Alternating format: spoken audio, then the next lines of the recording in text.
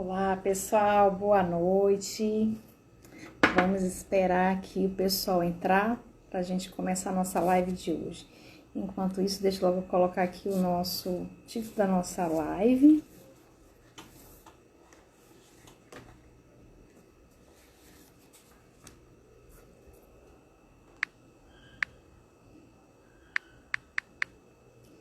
Hoje nós iremos falar sobre o serviço social.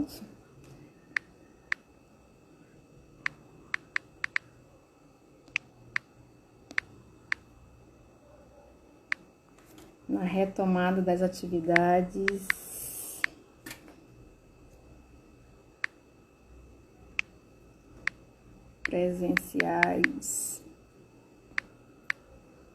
presenciais nas escolas.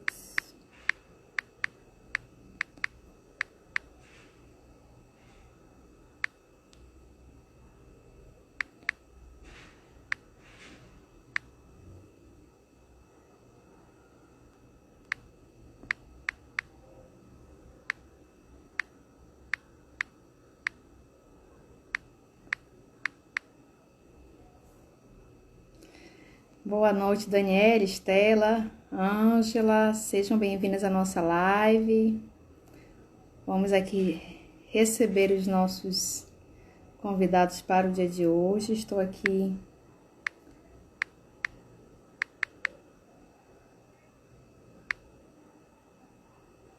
deixa eu só colocar aqui o título da nossa live para quem entrar depois se localizar direitinho, tá bom?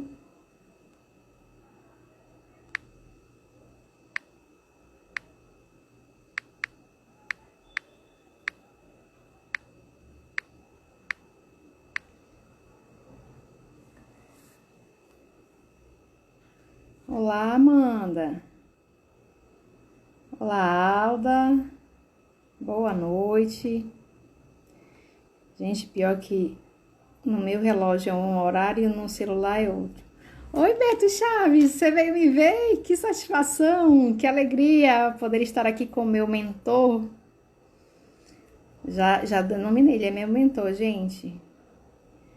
Meu professor de coach, Supermaster Coach Internacional.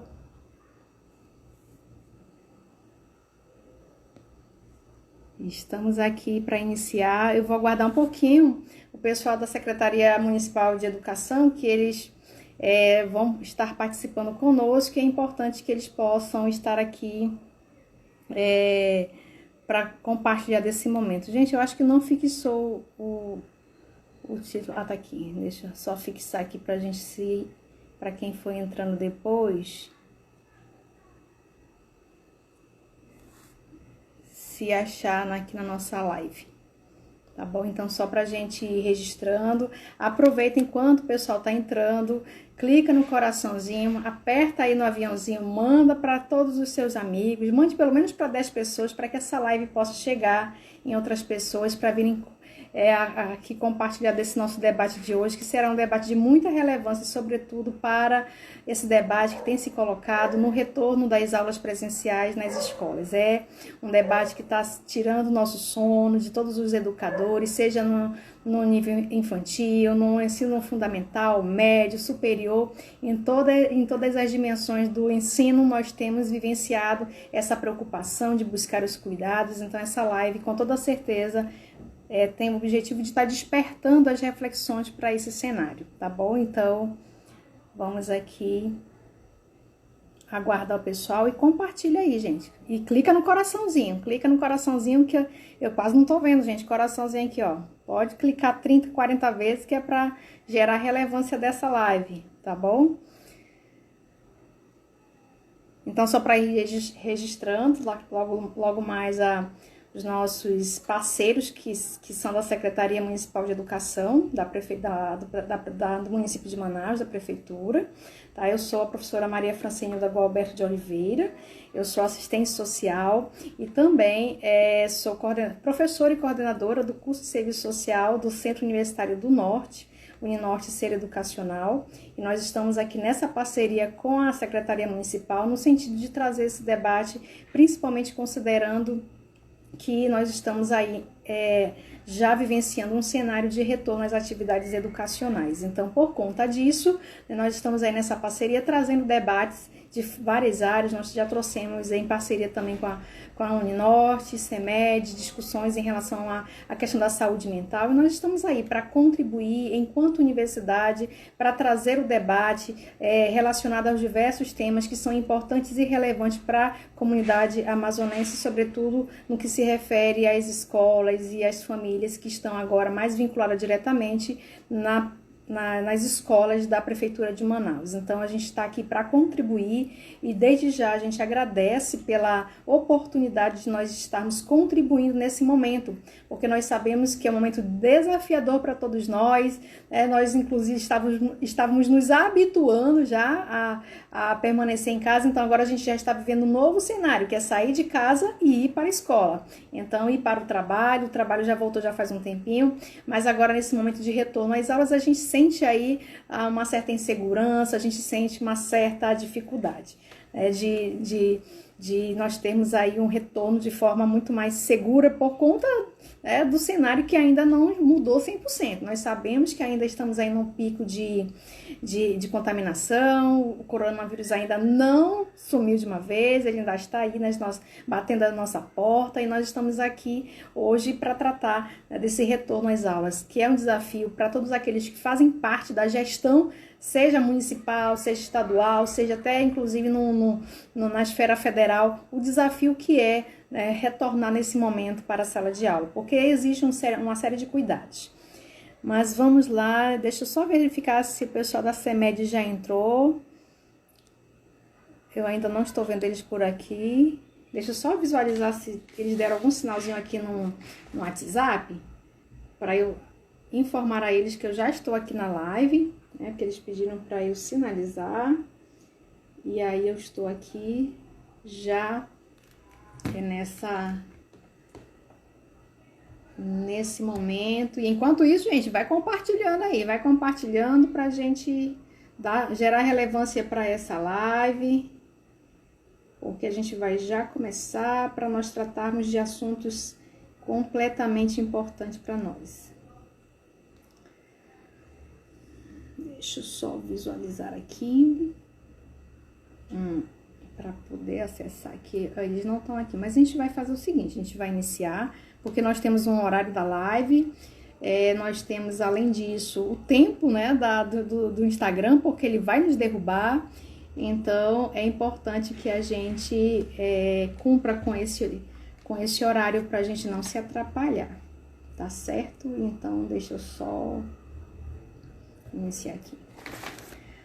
Bom, então vamos fazer o seguinte: a gente vai iniciando e vocês vão compartilhando para que as pessoas possam nos ver no Instagram e a gente começar a nossa live, tá certo? Então, é importante nesse momento, eu vou pontuar um elemento que é importante, que é exatamente o que a gente fala no serviço social, que é o nosso lugar de fala.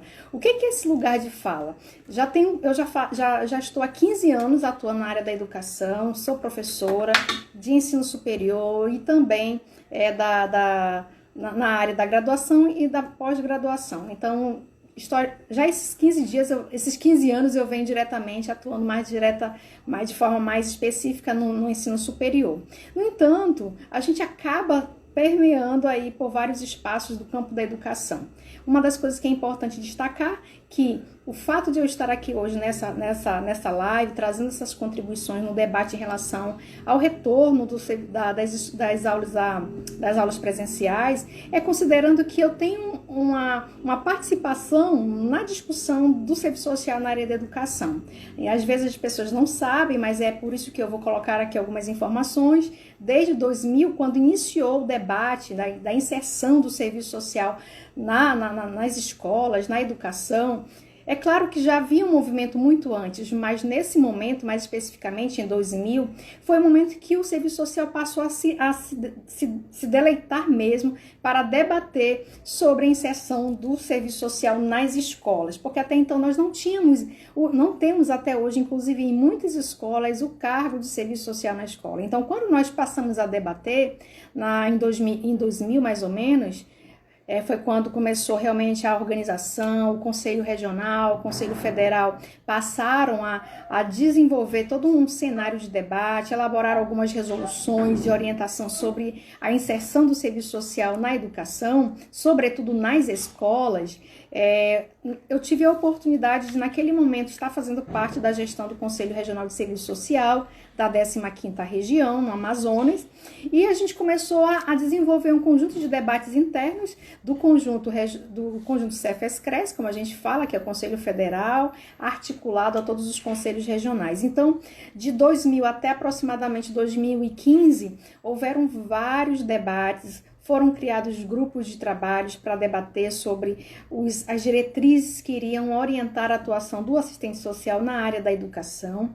E então, nós tivemos a oportunidade, inclusive enquanto região Amazonas, né, a nossa regional, participar do grupo do GT de trabalho nacional, que compôs aí o Cefes, toda a sua assessoria jurídica e, além disso, todos os CREs do Brasil.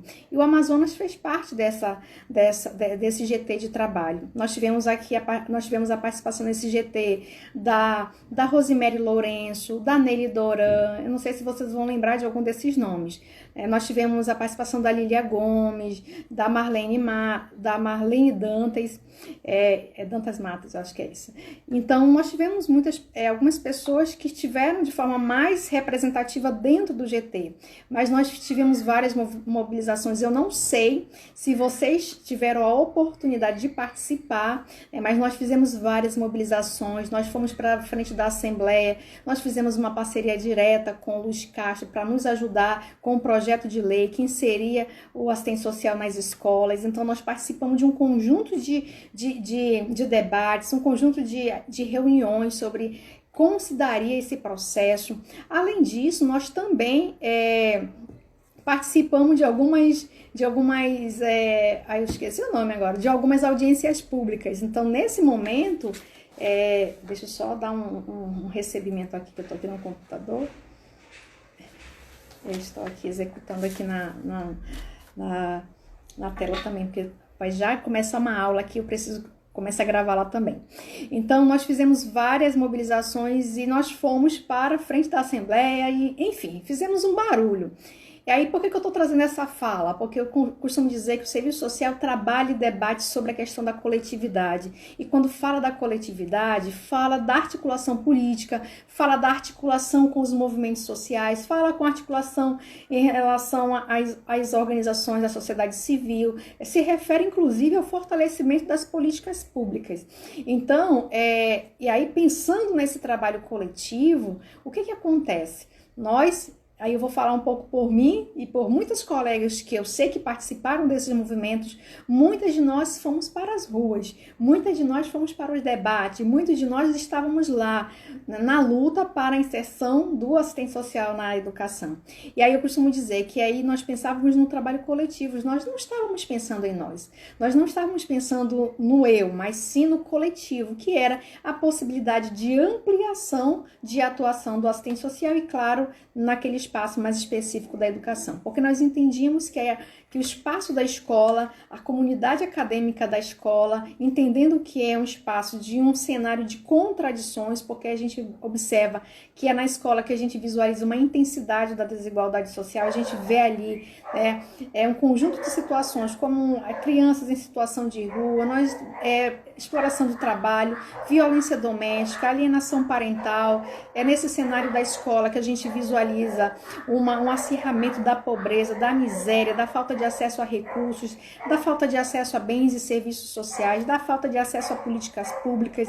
Então, é nesse cenário que a gente costuma dizer que é um cenário realmente repleto de possibilidades de atuação, porque nós estamos ali diretamente trabalhando com diversas problemáticas sociais que, para o serviço social, nós compreendemos como expressão da questão social. Por que nós entendemos como expressão da questão social?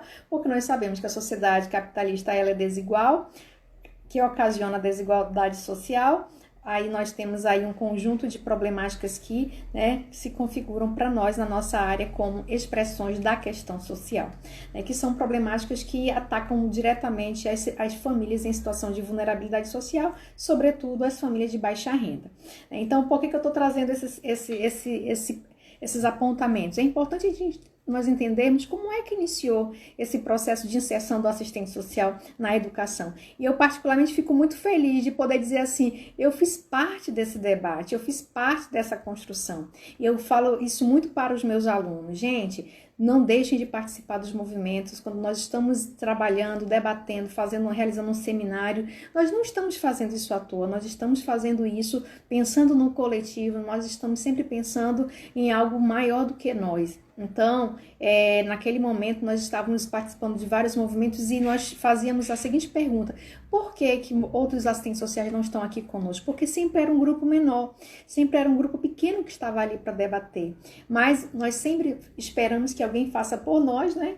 E aí quando sai a vitória e todo mundo ganha, mas ninguém lembra daqueles que estavam ali, lutando e participando. Então, eu sempre digo que é importante todos nós, enquanto profissionais, trazer o lugar de fala, trazer o lugar de pertencer, o lugar do porquê nós estamos falando da temática, porque pode parecer que a professora Franceira nunca trabalhou na área da educação, né? Na educação fundamental, na educação do ensino médio, mas eu tenho vivido há mais de 15 anos, né?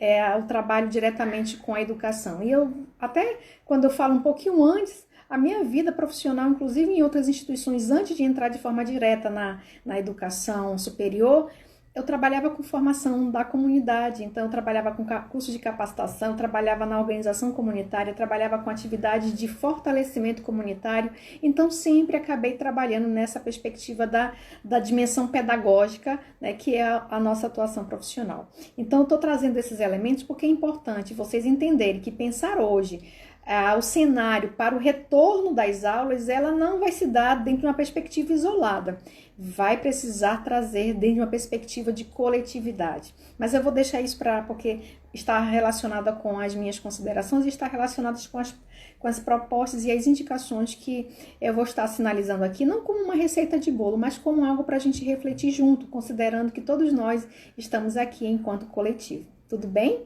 Pessoal, podem fazer suas perguntas, viu? Que eu tenho uma tendência de ir falando, que nem uma metralhadora, mas vocês podem ir colocando aqui suas perguntas, tá?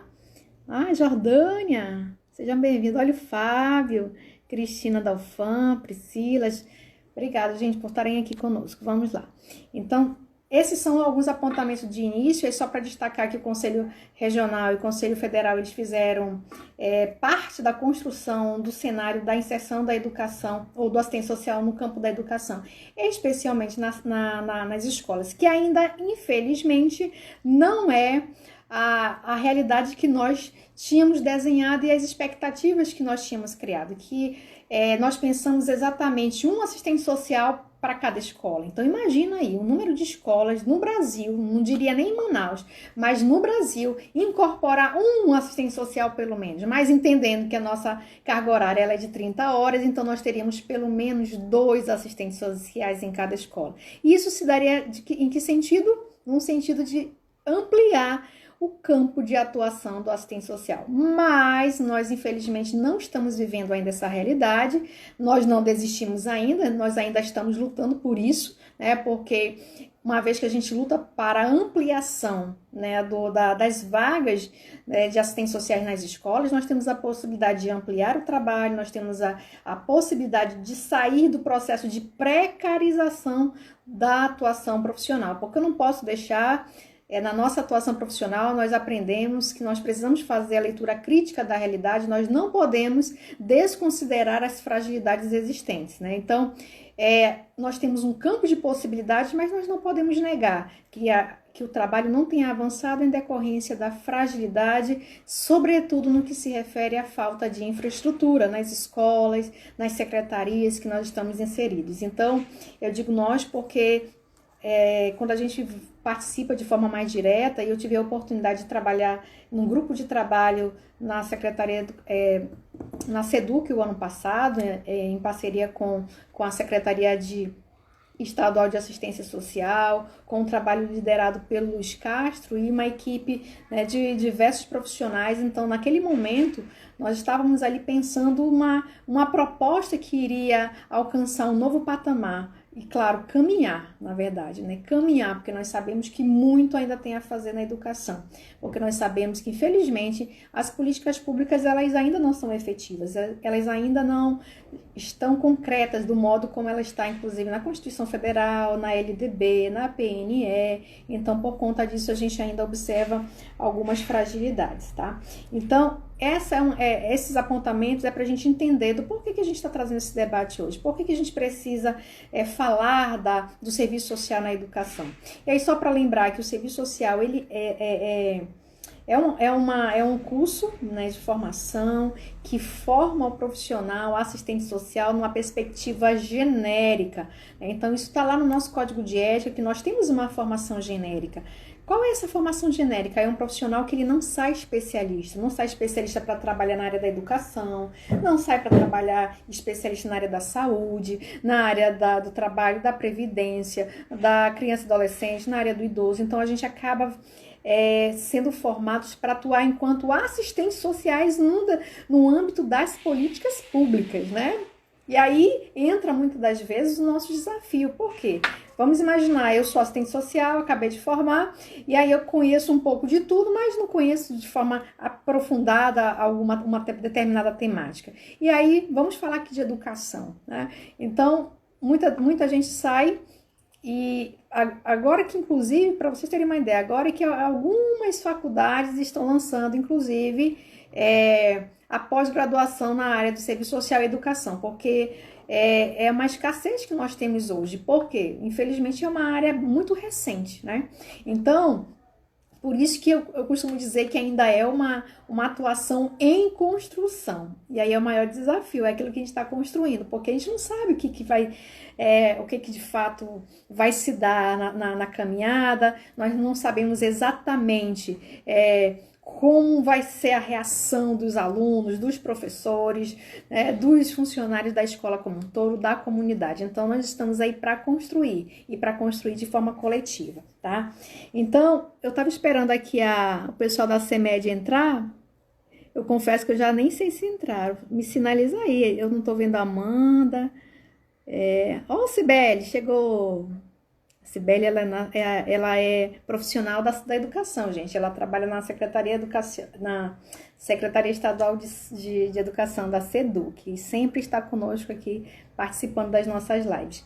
Então, assim, só para a gente retomar, eu estava esperando ela entrar, mas enquanto fazer esse cenário, e aí eu vou dar continuidade. Então, esse debate proposto pela CEMED é exatamente fazer essas reflexões, entendendo que a Secretaria Municipal, ela possui hoje, como representante legal, que é a Secretária Municipal de Educação, que é a Cátia Helena Serafina. Nós temos também a Subsecretária de Educação, que é a Eusenia Araújo, e nós temos a Selma, que é a Selma Banes, que é a diretora do Departamento Geral de Distrito. E lá também, na CEMED, existe um núcleo de parcerias institucionais, que é exatamente o NUP, que fez exatamente a parceria com a Uninorte para que nós pudéssemos estar fazendo esse debate hoje, tá? Então, esse cenário que eu trouxe aqui é para contextualizar do porquê da preocupação desse núcleo, do NUP, no nome da Amanda, que foi a pessoa que articulou para que nós pudéssemos estar nessa parceria. Então, a Amanda, ela é a pessoa que está juntamente com uma equipe para conduzir esse projeto de parceria. Então, nós estamos aqui como parceiros, né? Então, deixa eu ver se tem algum comentário aqui. Ana Cristina da CEMED. Cristina, agora que eu te reconheci. Cristina Pinheiro, trabalhamos juntos. A Cristina também, ela fez parte dos debates, né, dos grupos de trabalho do Serviço Social na Educação. Então, é uma outra pessoa que também, com toda certeza, tem muitas contribuições a fazer pela sua experiência de forma mais direta também na área da educação. Todos nós temos uma dimensão pedagógica na nossa atuação profissional, isso que é fantástico no serviço social, né? Então, vamos lá, gente. Eu destaquei alguns pontos para que nós pudéssemos refletir, tá? Para que a gente pudesse sair daqui dessa live realmente com algumas preocupações e algumas reflexões para esse retorno da sala de aula. Primeiramente, a política de educação, ela só tem a possibilidade de buscar uma efetividade naquilo que está proposto do ponto de vista legal, do ponto de vista da política, de pensar a educação plena, em pensar a educação realmente no desenvolvimento dos alunos, na perspectiva de uma educação plena, onde possibilita o aluno despertar sua autonomia para uma atuação direta no mercado, realmente qualificado, para que nós possamos nos aproximar, porque nós sabemos que quando nós olhamos para o cenário brasileiro da educação, nós estamos muito longe disso, né? Estamos muito longe. Infelizmente, eu preciso dizer isso, eu não posso ser... como é que eu diria, otimista a ponto de dizer, não, tá tudo bem. Não está. Não é à toa que muitos debates da educação, não sei se vocês estão acompanhando os seminários nacionais, então, o debate que tem sido feito há mais ou menos 5 anos atrás, de 5 anos para cá, tem feito a seguinte afirmativa: a escola que nós temos hoje, ela não tem dado conta do cenário nacional, do cenário internacional, não tem dado conta de formar sujeitos plenos, não tem dado conta de formar sujeitos realmente que tenham possibilidade de desenvolver competências e habilidades para o mercado de trabalho e também para exercer as suas ações profissionais, seja como um profissional contratado, empregado, ou seja, inclusive como um empreendedor, ou então lembrando que empreendedorismo não está relacionado somente com alguém que abre um negócio, mas tem um sentido muito maior, que não cabe aqui a gente entrar nessa seara. Mas por que é importante a gente destacar isso? Porque o debate nacional sobre a educação tem sinalizado as diversas fragilidades em relação à educação. E aí, trazendo para o serviço social, quais são as reflexões que a gente tem feito? Inclusive antes da pandemia. Eu vou sinalizar aqui para vocês, para não se acreditar que eu estou falando de uma escola, de uma secretaria. Eu não estou me referindo à secretaria, eu estou fazendo um panorama mais geral para a gente entender o que estava acontecendo antes da pandemia. Nós estávamos vivendo a questão da falta de frequência dos alunos, um alto índice de evasão, alunos com baixo índice com déficit de aprendizagem, com déficit de atenção, alunos que se sentiam excluídos na sala de aula, alunos que estavam com problema de depressão, muitas crianças vivendo situação de bullying e exploração sexual. Gente, na escola vocês não têm ideia do percentual, como cresceu nos últimos anos, né? Então, a gente tem observado que as famílias das crianças nas escolas têm condição precária, não têm acesso a bens e serviços sociais, não têm possibilidade de condição, né, de desenvolver a compra de bens materiais como um vestimenta, calçado. Então, são essas as situações que a gente se depara, né, no contexto da escola. Então, você imagina a escola, aí você vê o aluno, né?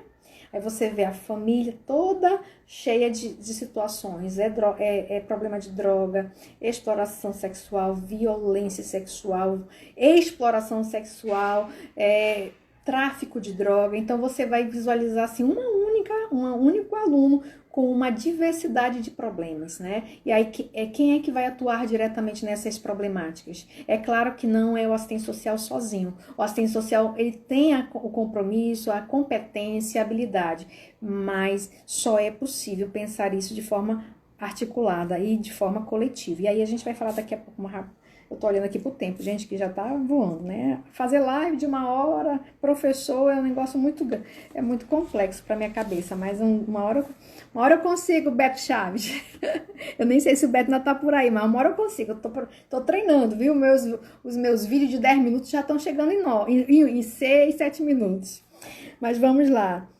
Então, todos esses fenômenos que eu acabei de citar, eles vão interferir diretamente numa aprendizagem. E, gente, não dá para acreditar que o professor, o educador, ele vai conseguir dar conta dessa realidade. Ele mal consegue dar conta da problemática do ensino-aprendizagem do aluno, porque nós sabemos que tem alunos em sala de aula com uma diversidade, problema da pessoa com deficiência que está na sala de aula, são crianças com autismo, são crianças com diversas problemáticas que vão impactar de forma direta o processo de aprendizagem. E o que é mais grave?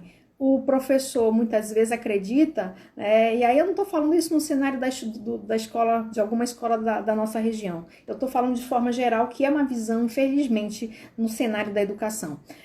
Sobretudo quando houve essa inserção do assistente social na educação, de que o assistente social iria roubar o lugar do professor. De forma alguma, o assistente social, o psicólogo, o psicopedagogo, ele vai ser o suporte para esse professor, porque o professor ele precisa se preocupar em criar estratégias, em pensar novas ferramentas de aprendizagem, entender quem é esse aluno, qual é a dificuldade de aprendizagem desse aluno, para que ele possa, de alguma forma, encontrar ferramentas que possibilitem um melhor desempenho desse aluno.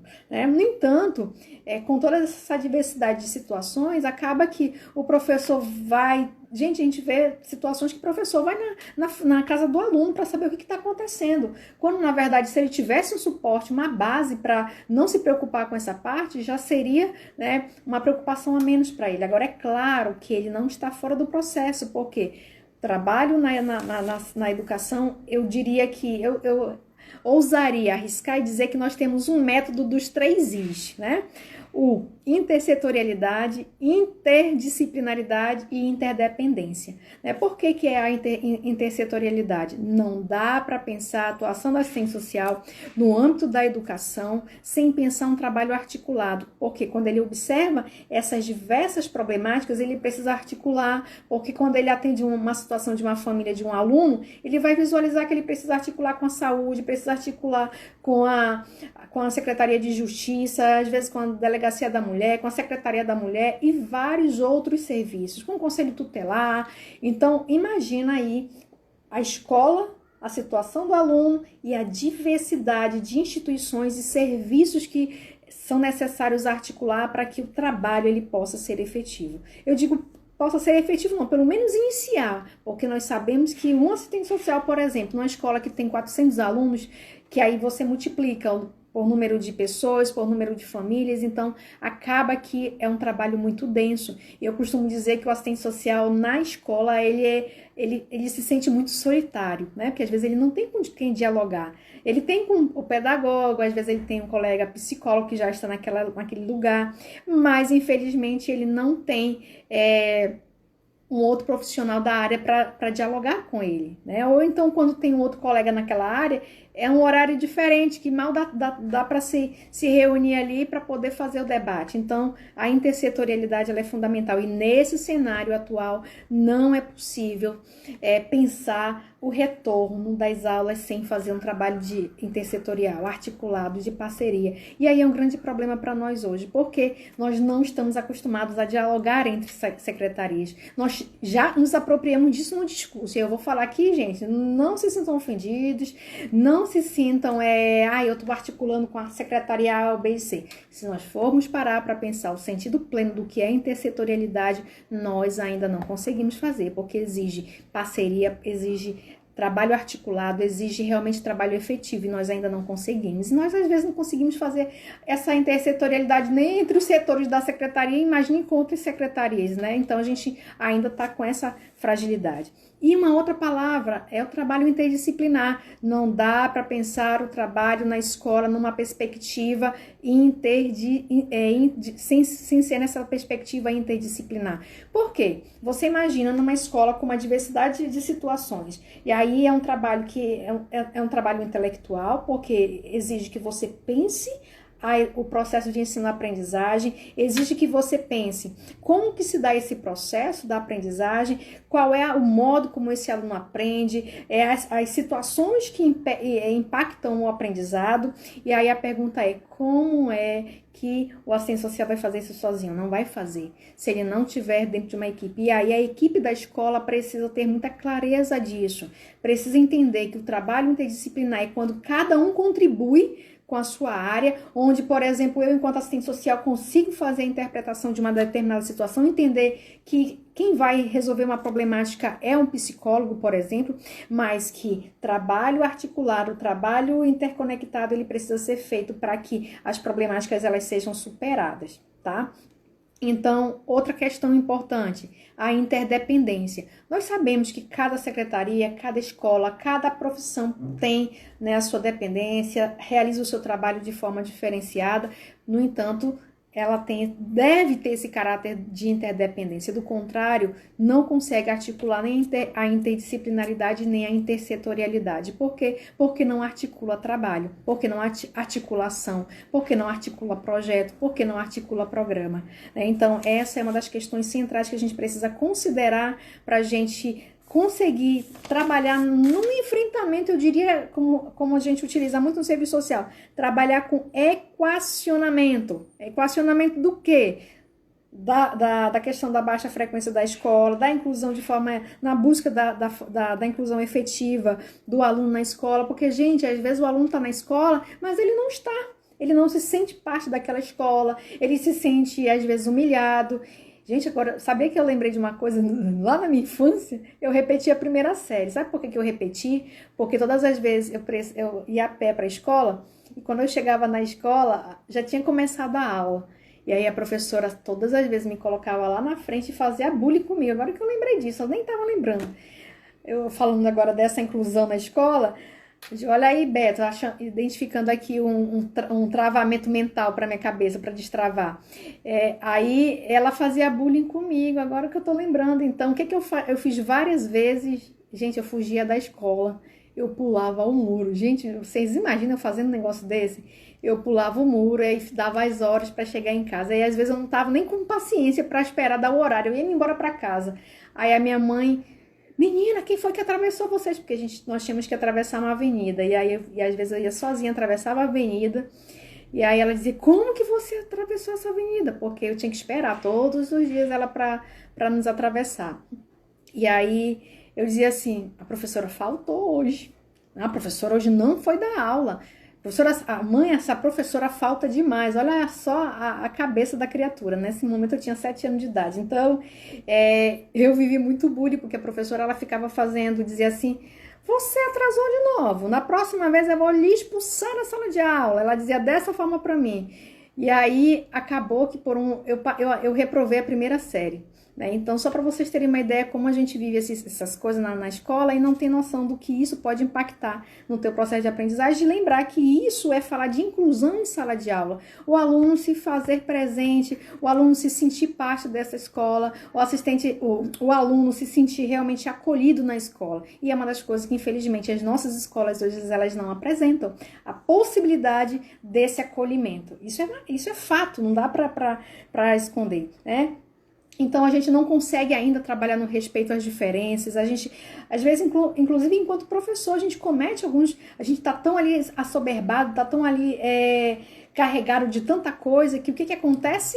Nós acabamos cometendo situações que vai desrespeitar o aluno, né? Porque nós somos trabalhadores, nós também vivenciamos as nossas situações e nós acabamos, muitas das vezes, não conseguindo se perceber, né, nesse processo de adoecimento mental. Porque imagina aí, o professor trabalha antes, durante e depois, né? É um trabalho invisível, ninguém reconhece, é verdade, né? Porque nós só somos vistos naquele momento que nós estamos na sala de aula, mas ninguém vê o preparo, ninguém vê a pesquisa realizada, ninguém vê o tempo de dedicação para a preparação de uma aula. Então, infelizmente, isso vai impactar também no nosso atendimento, muitas das vezes. Eu vou falar que meus alunos, eles sabem que eu sou do tipo que fala real para eles. Eu digo, olha, gente, hoje eu tô virada. Parece que não, né?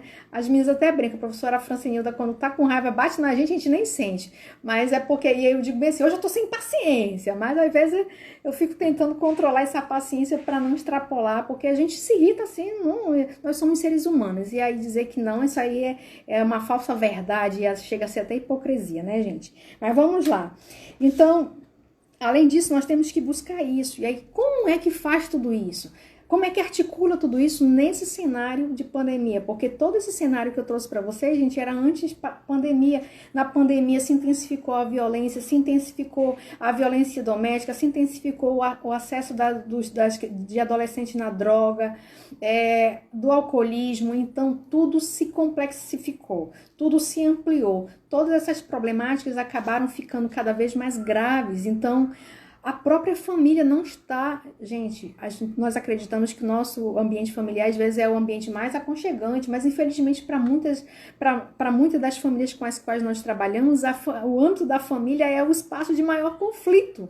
É o espaço de maior conflito. Então, pensa e imagina uma família que não tem o costume e o hábito de estar ali lidando com o cotidiano do isolamento, né? Então, você imagina aí que a criança sempre estava na escola, era o professor que estava ali dando suporte para a realização das tarefas, era sempre o professor que estava ali na sala de aula com o aluno, e aí, de repente, ele não está mais na sala de aula, ele está lá com a família. Então, imagina qual foi o impacto. Então, a gente observou muitas situações de violência, né, porque a família não estava preparada, a família ela não estava preparada o suficiente, inclusive, para lidar com ferramentas. Então, tu imagina aí uma família, né, que acredita, o menino está lá na escola, aí eu tô livre, né? Claro que eu não tô falando isso de forma pejorativa, mas é só para a gente fazer uma reflexão. De repente ele tá lá e diz, agora ele tá comigo, é eu que vou me responsabilizar, porque é eu que vou acessar a internet, é eu que vou ligar o celular. E aí imagina as famílias que não são letradas, as famílias que não têm habilidade nenhuma, nem com o Instagram, nem com as ferramentas digitais. Então é por isso que eu digo, nós temos todos os tipos de desigualdade social, e aí dentre elas hoje, eu sempre falo em sala de aula, nós estamos vivendo num cenário de desigualdade tecnológica, desigualdade digital. Por quê? É verdade, os dados mostram, não sou eu que estou dizendo, os dados apontam que a população de baixa renda ela não tem acesso efetivo às ferramentas tecnológicas, às mídias digitais e quando tem, não tem habilidade para o uso.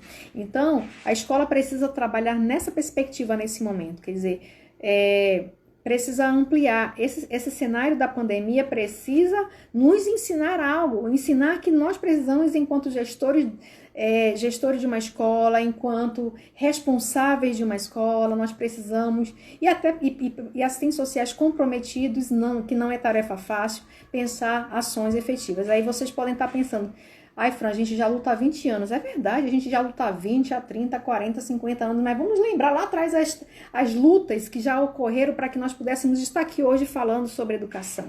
Então, por que existe uma Constituição Federal de 1988? Não foi à toa, foi porque houveram lutas, ainda que não se reconheça movimentos sociais nos dias de hoje, mas é verdade. É fato, né? Os direitos que nós temos hoje foram resultado de manifestações, foram resultado de articulações políticas, isso ninguém pode tirar, tá? Então, independentemente da sua linha teórica, independentemente da sua linha política, isso é o fato, porque tá aí pra gente ver, quem pôde acompanhar, para quem pôde estar aí no decorrer desses cenários, a gente vai observar que, de fato, a educação ela tem esse cenário complexo para a gente atuar. Então, vamos lembrar, para agora, o que a gente precisa fazer, que nós vamos voltar para a sala de aula?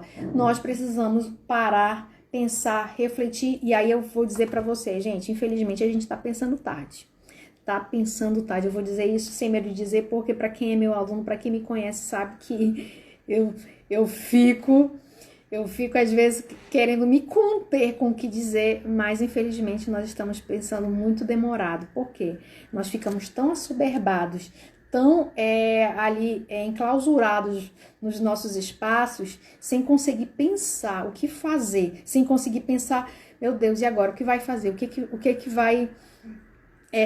vai realmente ser necessário daqui a 1 mês, 2 meses, 3 meses, porque a gente se preocupou tanto naquele momento, né, do isolamento, mas não se pensou e se parou para refletir para o futuro, né? Então agora a gente sai do isolamento, volta para a sala de aula, aí está o caos que está em alguns estados, né, em algumas secretarias, que alguma diz assim, não dá para voltar, não tem recurso, não tem estrutura, as outras não dá para voltar, aí é pressão dos alunos, é pressão da família, é pressão de todos os lados, e aí quem que fica nessa encruzilhada são os profissionais que atuam diretamente. É professor, é assistente social, é psicólogo, é pedagogo, é todo mundo que está no âmbito da educação buscando aí as estratégias e não consegue pensar de forma efetiva. Porque aí você vai se deparar com várias situações. Falta de recursos humanos, porque nós temos como é que eu diria, um número de profissionais na área da educação, infelizmente, que não atendem. Nós tem um tempo que nós não temos concurso que contrate de acordo com a demanda. É sempre aquele número lá só para ocupar alguns espaços, mas que infelizmente não atendem à demanda. Isso é verdade, não tem por que não dizer isso. Então, e aí nós precisamos pensar agora nesse momento, o que fazer? Como é que coletivamente nós podemos trabalhar? E aí eu trouxe aqui algumas questões, não para trazer como receita, não para dizer que é a solução, mas para dizer que nós precisamos pensar junto. Porque a educação é uma problemática que se arrasta no país há séculos e anos, né? Só lembrar a história da educação. Para quem discute a história da educação, quando eu estou trabalhando a disciplina de didática com os meus alunos, quando a gente olha para todas as correntes, para todo o desenvolvimento da educação, a gente diz assim, meu Deus, quanto tempo a gente discute educação, quanto tempo a gente luta para uma educação que forme o sujeito na sua plenitude, que é de acordo com o que está na Constituição Federal, que é pensar na educação no sentido pleno, de desenvolvimento de pessoas com autonomia, com liberdade, com competência. E aí, como é que a gente diz isso? Por que eu estou trazendo essa reflexão? Porque a gente sofre, sabe quando, gente? Lá no ensino superior. Lá no ensino superior a gente observa, infelizmente, eu digo isso porque meus alunos, eu sempre chamo a atenção deles para isso. Gente, deixem de ser dependentes, passem a ser autônomos, sejam sujeitos históricos da vida de vocês. É verdade que a vida, a sociedade excludente que nós vivemos, ela não nos dá condição e não nos dá possibilidade de escolha. Isso é verdade. Numa perspectiva crítica, nós não podemos negar essa questão. No entanto, se eu consigo avançar um passo, seja 100%, avance todo dia, né? Busque, se você teve ali a oportunidade, não fique na dependência, porque senão você só vai ser mais um profissional, né? Então a gente às vezes não sabe por que uns profissionais se destacam mais e outros menos. Não, aí eu posso dizer para vocês, é porque nós não estamos nos posicionando corretamente.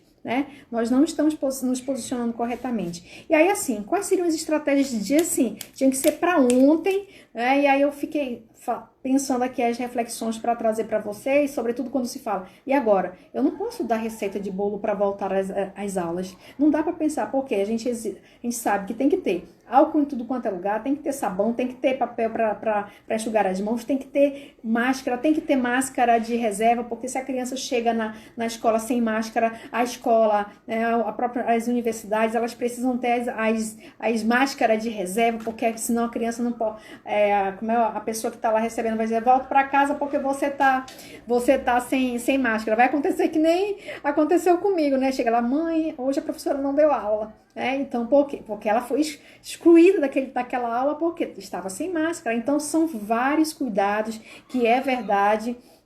É um montante de recursos que deverão ser investidos e nós sabemos que o município, que o estado, o governo federal, né, não tem aí esse recurso necessário para isso, mas é preciso, não tem outra estratégia. Para que a gente não tenha um pico elevado novamente de contaminação, nós precisamos trabalhar na perspectiva do cuidado, né? Então, o que vai acontecer? As escolas precisam estar preparadas, mas nós já sabemos que elas não estão. Por quê? Porque imagina esses insumos para estar, né, lá disponíveis para toda a escola, e tem que estar manhã, tarde, noite, e tem que estar, não é só para os alunos, é para toda a equipe da escola. Então imagina isso, né? O volume do investimento, tá? Então, considerando isso, a minha sugestão nesse momento, vamos pensar junto, vamos parar para discutir junto. Aqui é uma live, eu estou falando sozinha, né? Então vocês podem estar dizendo assim, a Fran tá viajando na maionese, né? Ela não tá lá na escola.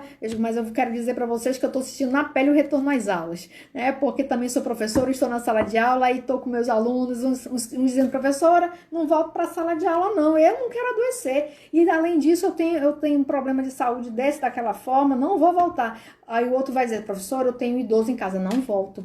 Aí o outro quer dizer assim, eu quero voltar para a sala de aula. Então pensa a confusão. Então, nesse momento, a única coisa que a gente pode pensar, voltou para a aula, voltou para o ensino presencial, é preparar o ambiente de todas as formas. Gente, orientação. Nós vamos precisar disseminar. Eu acredito que como nós estamos divulgando, ainda não está sendo suficiente, porque quando você sai nas ruas, você observa como é que está. Né? Tá todo mundo sem máscara, tá todo mundo aí fazendo de tudo e qualquer jeito, mas não estão se cuidando e se precavendo, né? Então, eu sugiro que de forma muito rápida, como eu dizia, eu tô aqui falando sozinho, mas qual é o momento que nós, educadores, né, estamos sentando para debater como nós podemos contribuir de forma direta? E aí eu vou falar diretamente para os assistentes sociais e para os alunos, porque é muito fácil dizer, não volta, não, tem que voltar, proíbe isso, proíbe, a exemplo do ensino superior, proíbe estágio, proíbe aquilo. Não é, eu falo proibição para radicalizar mesmo, mas não, porque a gente tem que temos muitas coisas a serem pensadas, temos que pensar nas pessoas que podem vir a óbito, porque, gente, quem não teve não sabe o que é, mas quem teve alguém que foi a óbito, eu particularmente tive muitos amigos jovens que foram a óbito, e aí não dá para dizer, não, jovem não morre, jovem fica logo bom, isso não é verdade, né? Porque eu tive pessoas próximas que foram a óbito por conta do Covid, né? Então, quer dizer, tiveram médicos que, né, estavam aí trabalhando e que tiveram a possibilidade possibilidade não, a infelicidade de serem contaminados porque estava desenvolvendo o seu trabalho. E nós temos vários outros exemplos. Eu teria uma lista, né, para falar de assistentes sociais, de pedagogos, de médicos, de quantas pessoas foram a óbito. Mas nós precisamos olhar isso para pensar como nós vamos pensar isso de forma coletiva. Então eu sugiro, eu vou trazer uma tarefa desafiadora para nós aqui. Vamos pensar um movimento, vamos pensar um encontro para que nós possamos juntos, porque, gente, não dá para ficar parado, não dá para ficar sozinho dizendo assim, o que a gente vai fazer? Ou nós partimos para trabalhar na perspectiva da intersetorialidade, da interdisciplinaridade, da interdependência, do trabalho coletivo, nós daqui a pouco estaremos falando a mesma coisa, porque nós temos medo, nós somos às vezes tão...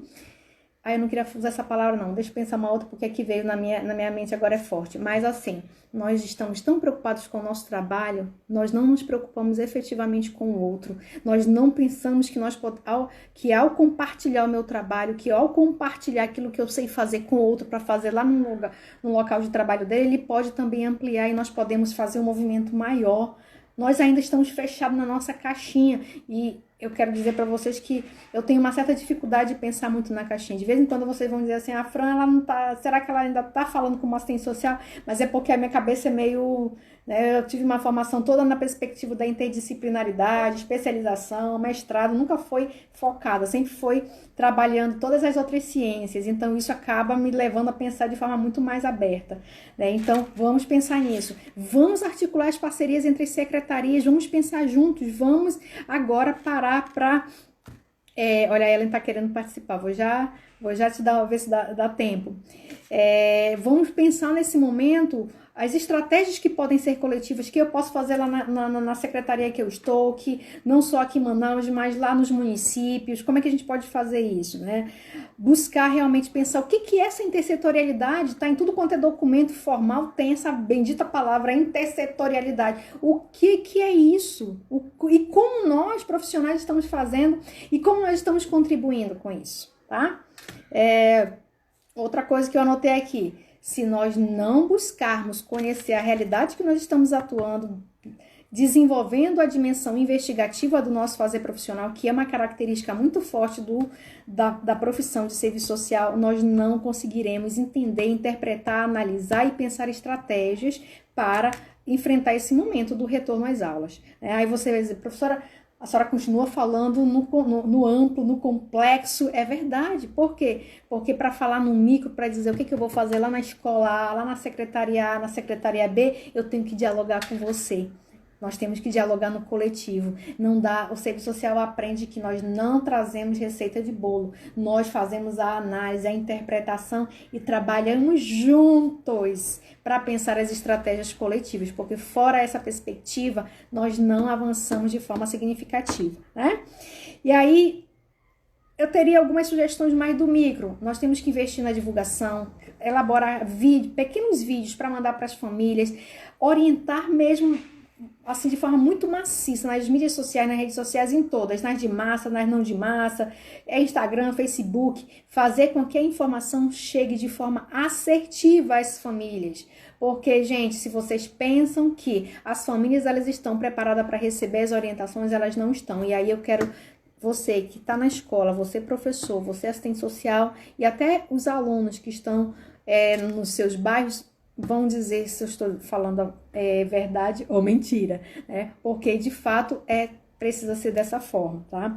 Então, nós precisamos ampliar o atendimento às famílias, orientação à família, porque a família ela não está preparada, não estava preparada para ficar isolada e ela não está preparada agora para retornar, né? Porque ela continua precisando ter que fazer os cuidados, ela precisa direcionando, ela precisa ter orientações para direcionar os cuidados do seu filho, tem que saber que quando chegar em casa a mãe tem que lavar a máscara se ela não tiver uma outra, e aí lembrando que se ela, de repente a criança perder essa máscara, ela precisa providenciar outra, se ela não tiver o recurso para comprar, ela precisa encontrar estratégias para adquirir. Então todas essas situações nós precisamos pensar. E aí agora não dá para pensar. Voltar à escola é orientação, orientação, orientação. E eu diria mais, eu penso que se nós pudéssemos hoje tomar a decisão aqui, que eu acredito que tem representante da SEDUC, temos representante da CEMED e de outras áreas aqui, se nós tomarmos a decisão de hoje começar a fazer uma live todo dia, ou então manhã, tarde e noite, fazer live para orientar, live no Facebook, né?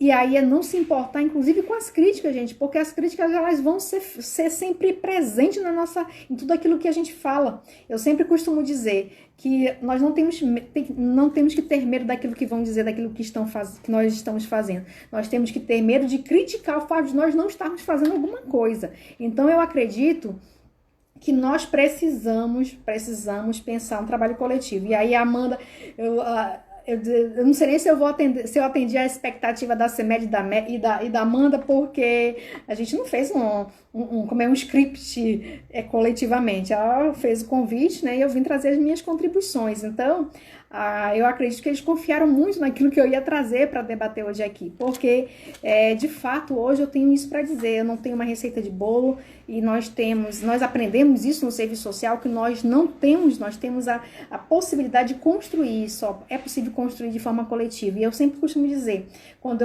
eu aprendo alguma coisa que eu quero fazer para avançar, eu digo assim, gente, quem mais quer vir comigo? Quem mais quer estar junto? Quem é meu aluno sabe disso. Que eu quero sempre trazer, eu nunca quero ir sozinha, eu sempre quero dizer assim, olha, você quer aprender algo mais? Eu tenho algo a te ensinar. Então, é uma questão que precisa ser direcionada por nós, né? Nós precisamos pensar nessa perspectiva. Então, o meu chamamento, eu na verdade agora quero conclamar mesmo alunos, assistentes sociais, gestores, a pensar, vamos pensar no movimento coletivo, porque aquilo que eu posso fazer na minha secretaria lá do município, eu posso trabalhar na secretaria estadual. E aí aqui você pode dizer assim, professora, é difícil.